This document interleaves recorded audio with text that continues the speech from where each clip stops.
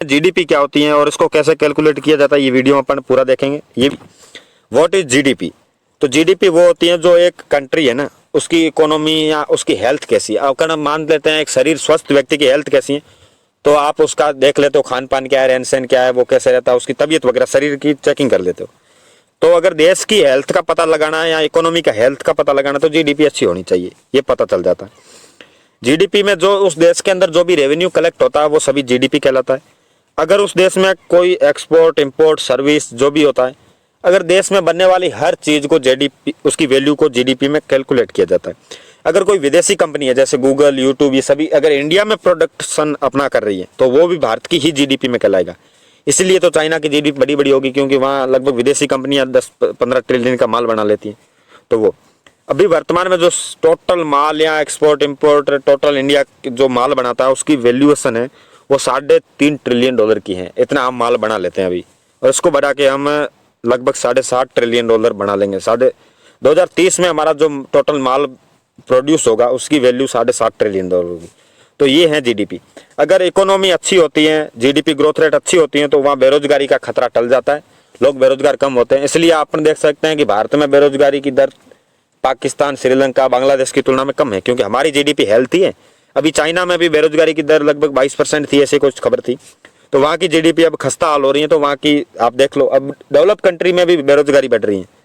तो कुछ कुछ ऐसे डेवलपिंग कंट्री वहाँ बेरोजगारी नहीं बढ़ रही। तो इसी का कारण यही है। फॉरेन कंपनी अगर इंडिया के बॉर्डर में कुछ भी माल पैदा करिए तो वो इंडिया की जीडीपी में ही आएगा, चाहे वो कंपनी अमेरिका की हो या चाइना, फ्रांस, ब्रिटेन, किसी की भी हो। अगर वो माल इंडिया में बना रही है तो वो इंडिया की ही जीडीपी कैलकुलेट की जाएगी। अब ये देख लेते हैं how is GDP calculate. GDP को कैसे कैलकुलेट किया जाता है, जीडीपी कैसे निकाली जाती है। तो इसका एक फॉर्मूला है, GDP equals to C plus G plus I plus N X. GDP बराबर C plus G plus I plus N X. ये फॉर्मूला आप रट लेना, एकदम बहुत इजी से याद कर लेना। ये कहीं भी आपको पूछा जा सकता है या आपको कहीं भी काम पड़ सकता है कि इस देश की ये इतना। इसमें सी मतलब प्राइवेट कंजप्शन, यानी प्राइवेट सेक्टर का जो भी कंजप्शन है वो सी का मतलब है। तो आपको कोई क्वेश्चन पूछ के दे देगा कि प्राइवेट कंजप्शन इतना है, गवर्नमेंट स्पेंडिंग इतनी है, आप जीडीपी निकालिए, तो आप ये फॉर्मूले को देख के इजीली निकाल सकते हो। सी मतलब प्राइवेट कंजप्शन, जी मतलब गवर्नमेंट स्पेंडिंग, जो गवर्नमेंट खर्च करती हैं, सरकारें खर्च करती हैं, जो हाईवे नेक्स्ट बनते हैं, बिल्डिंगें बनती हैं, बड़े बड़े रेलवे नेटवर्क बनते हैं। तो ये बात है। इसमें जो आई है, आई का मतलब है इन्वेस्टमेंट, जो पैसा विदेशी इन्वेस्टमेंट करते हैं या देशी इन्वेस्टमेंट करते हैं, जो भी बिजनेसमैन या कोई भी लोग इन्वेस्टमेंट करते हैं वो आता है आई में।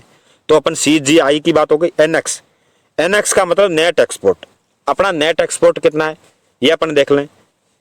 अभी जो अपन एक्सपोर्ट करते हैं, टोटल वैल्यू को एक्सपोर्ट करते हैं, वो कितना है, ये सभी एनएक्स में आता है। तो अपन जीडीपी का टोटल फॉर्मूला है C plus G plus I plus NX, यानी private invest consumption plus government spending plus investment plus net export. इन सभी की वैल्यू जोड़ दी जाए तो जीडीपी निकल के सामने आती है। ये हो गया जीडीपी का फॉर्मूला। आपको शायद जीडीपी का पता चल गया होगा। हमारा टेलीग्राम चैनल डिस्क्रिप्शन में दिए गए लिंक से आप जरूर ज्वाइन करें, क्योंकि ये पीडीएफ हम वहाँ शेयर करेंगे। इस पीडीएफ को आप डाउनलोड करके इसमें से जो आपको नोट्स कॉपी में लिखने हैं वो लिख लेना।